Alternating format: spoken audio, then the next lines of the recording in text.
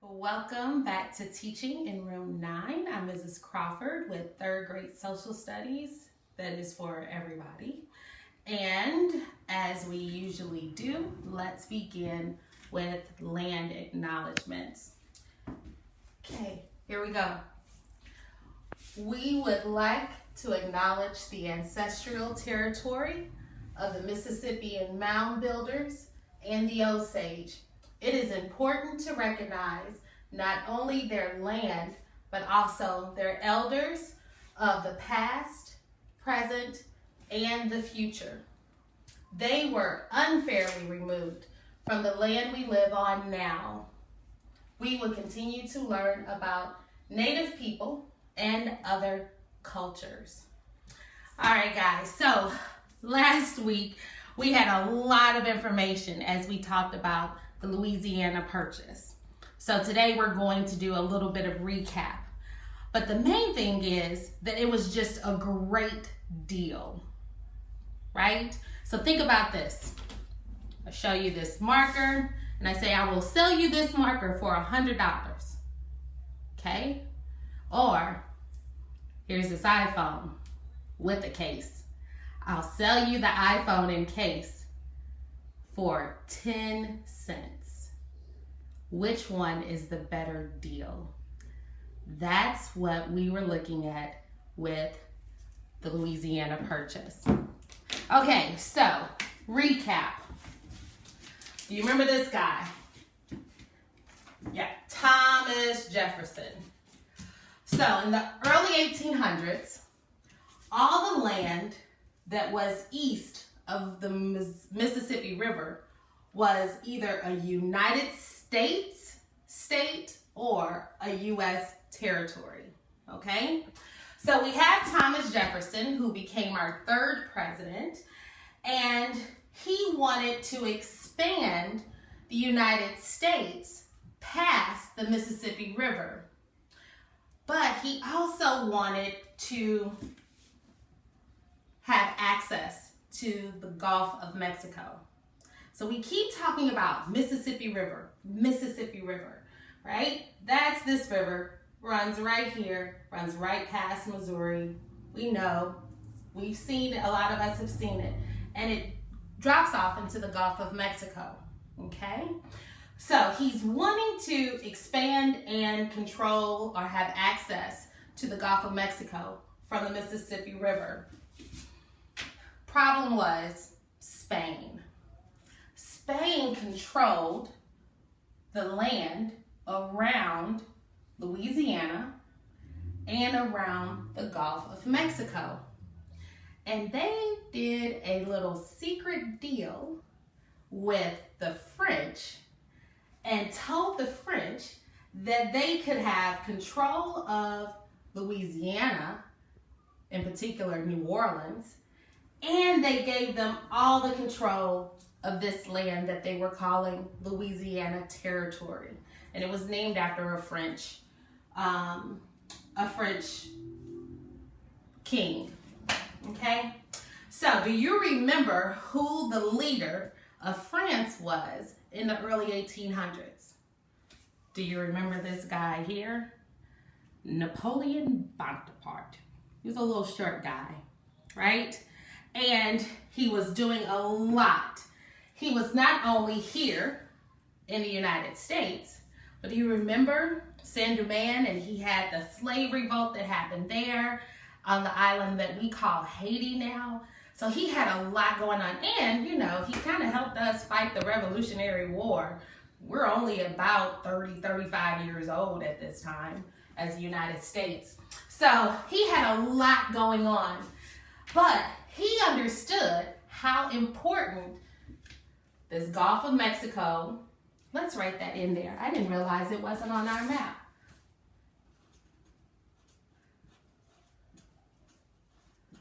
He knew how important the Gulf of Mexico was. And let's write in, even though we know it's here,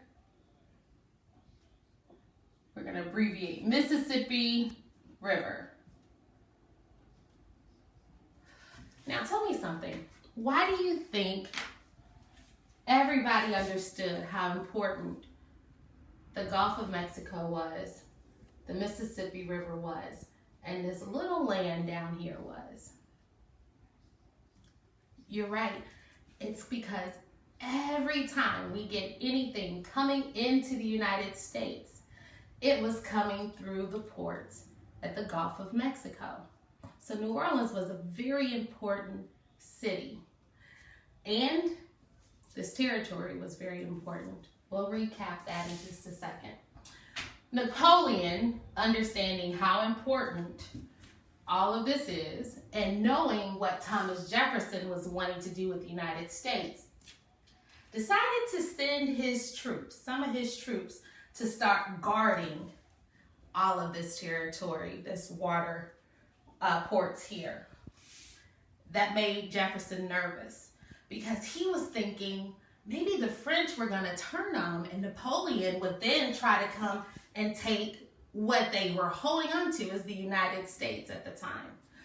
So, President Thomas Jefferson sent his Secretary of State, James Monroe, and some other people to France to talk to Napoleon himself and to find out if they could offer him a couple of $1 million and buy New Orleans. They just wanted the city. Well, Napoleon surprised them, stunned them. He said, you know what? I've got recovery from helping you all. I've got another war I'm fighting. I've got territories I'm trying to hold on to all over the world. We're trying to recover from what happened in Saint-Domingue. I'll sell you New Orleans and all of the Louisiana territory. And give me $15 million. They were stunned. There was no FaceTime, no text messaging. There wasn't even phones. So James Monroe could not call back to the United States and talk to Thomas Jefferson and say, hey, the deal's kind of changed. Should we take this offer?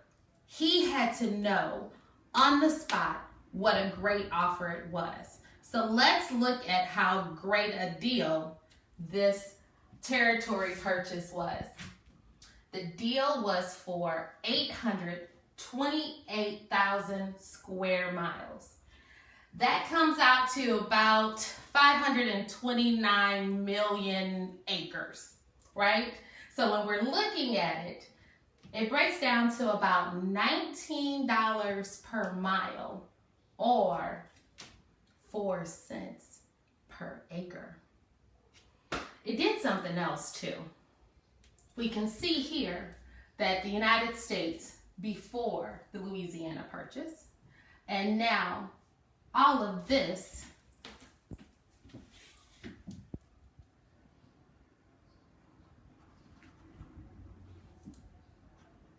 let's highlight all of this.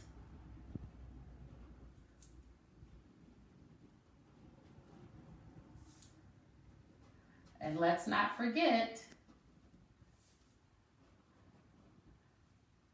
we've got to add this little part in here that Spain had control of too, because part of it is Louisiana. Now look at the U.S. We doubled in size when we bought the territory that is called Louisiana Territory. In doubling our size, as years went on, not a long period of time, we did something else. We added not just land, but do you know what these letters represent here? You're right, they represent states. We added 15 states to the United States on top of the 11 states we already had. So it didn't happen again all overnight. But starting March 10th, 1803, when we signed, well, James Monroe signed the deal on behalf of President Jefferson, this is what we got. Okay? Does that make more sense to you? So that's our recap. So let's talk about the work that we're going to be doing today. We're going to be doing some writing work with nonfiction because that's what we're talking about. History. Okay, so history is nonfiction, and it's important that we understand history. And one of the ways that we begin to understand history is to look at cause and effect. So that's what we're going to look at today in terms of the Louisiana Purchase. Oh, but before we get to that, Mrs. Crawford has a little pop quiz for you on the Louisiana Purchase. I think you can do it. But what I need you to do is to close your eyes, hands over your eyes, no having your fingers open.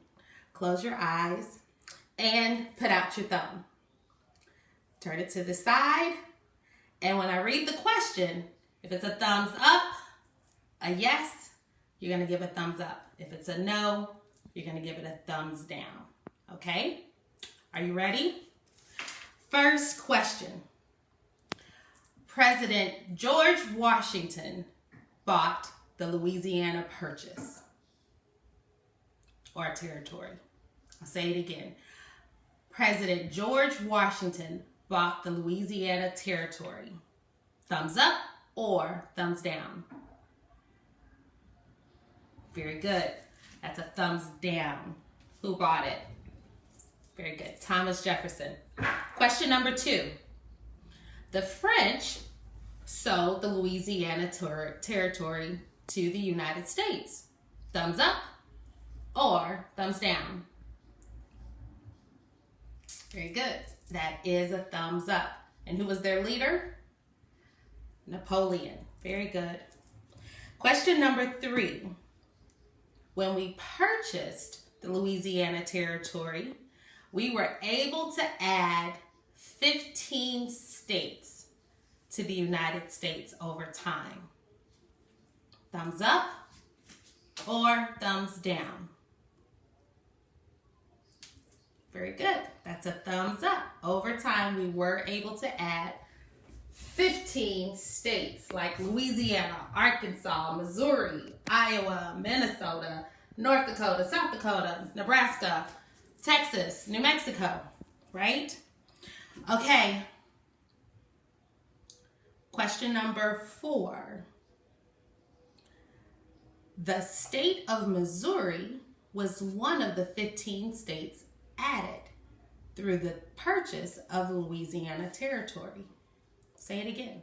Missouri was one of the states added with the purchase of the Louisiana territory. Thumbs up or thumbs down? Very good. Thumbs up. We'll talk about Missouri actually becoming a state. We do so about 20 years, a little less than 20 years after the purchase of the Louisiana territory. But that's later on. All right, last question. Germany owned the Louisiana territory before France. Germany owned the Louisiana territory before France. True or false? Or thumbs up, thumbs down? Very good. That's a thumbs down. What country owned the territory before France? Yeah, Spain did. Very good, guys. You're ready to move on to cause and effect. So I'm going to take our map down off of here. But do you remember learning about cause and effect at school? Yeah, we'll talk about that, what that cause and effect mean. But do you know why we look at cause and effect with history and social studies?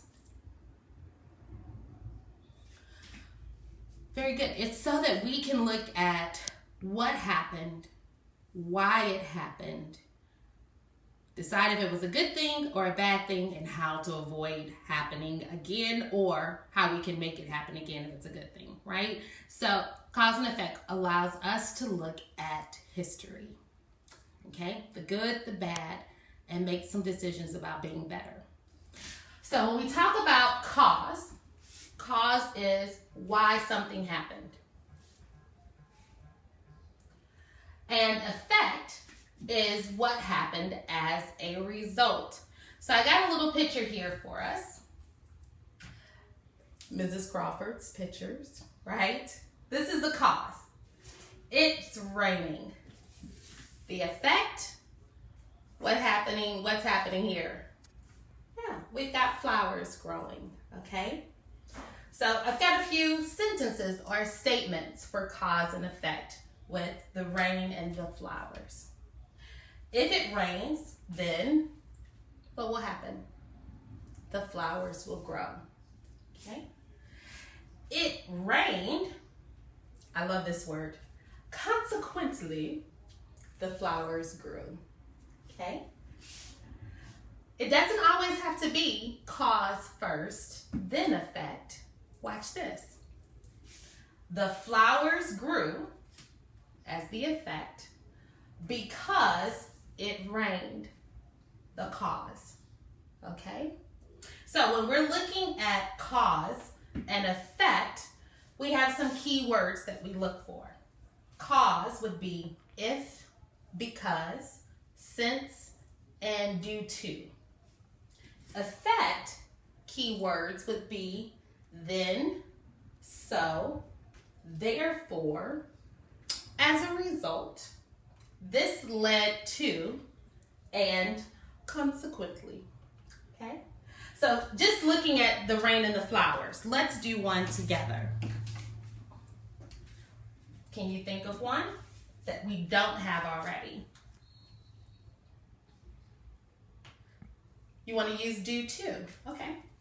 So are you going to start that off? Your cause first, then your effect? Okay. So due to what? The rain. What was the effect? What was the result of the rain? The flowers grew. Very good.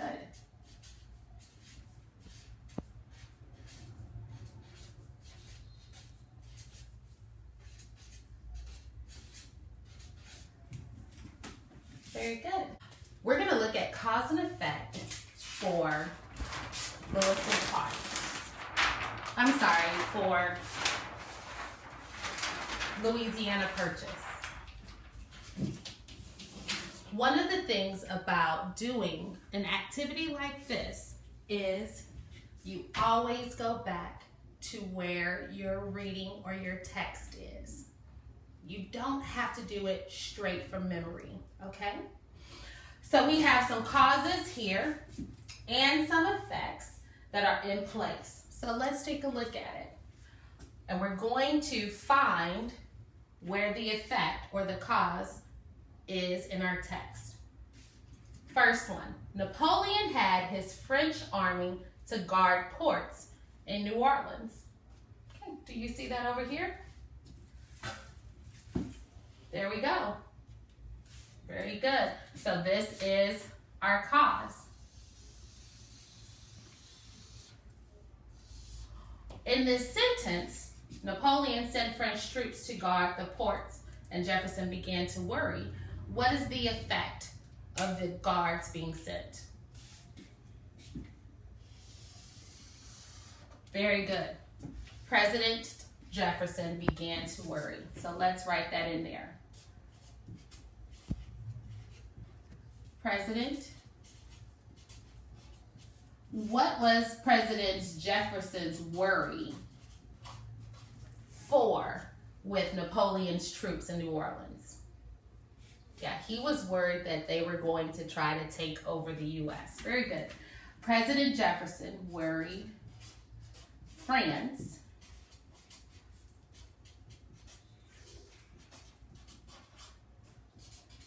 would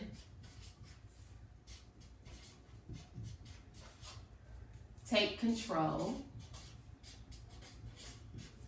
of the U.S. Okay?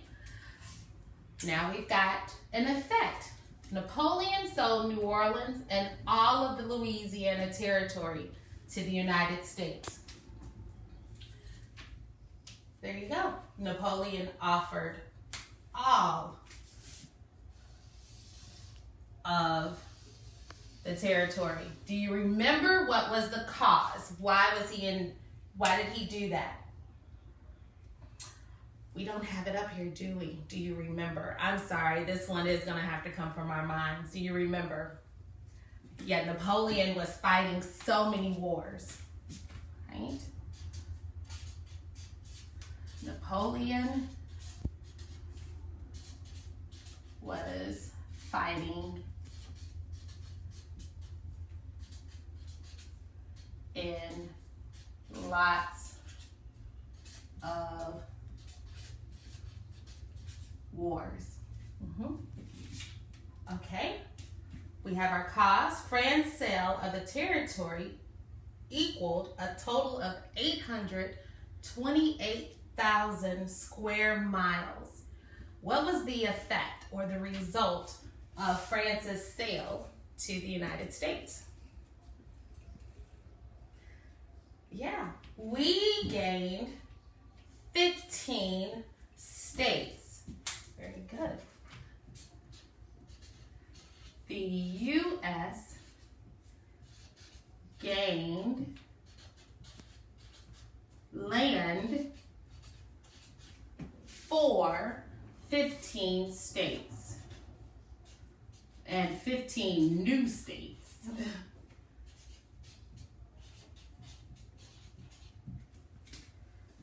Okay. Do you think you could do one more? What if we did another one right off of the one for France? Let's see if we have.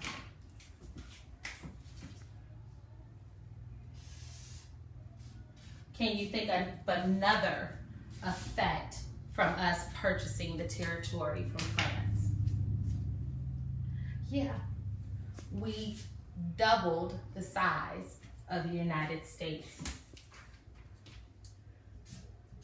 The size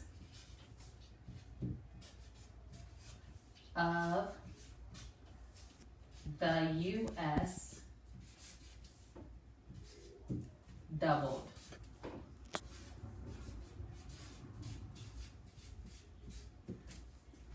Wow. Okay, guys, we have actually come to the end of our time together for today.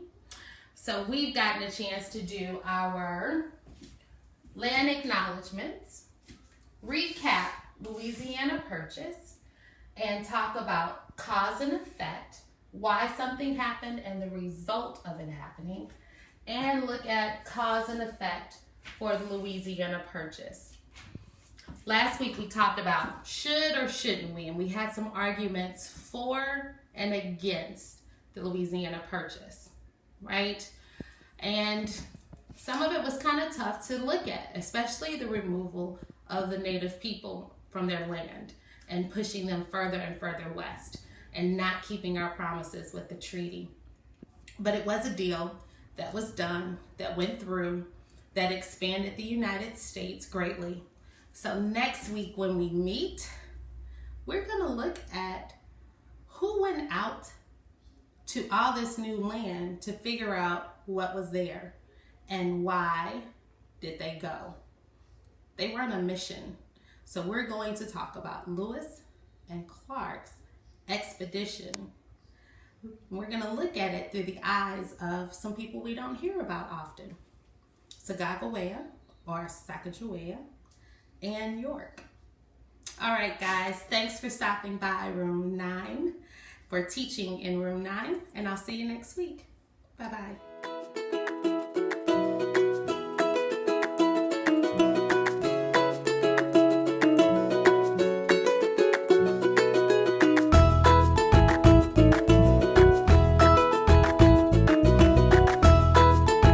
Teaching in Room 9 is made possible with support of Bank of America, Dana Brown Charitable Trust, Emerson, and viewers like you.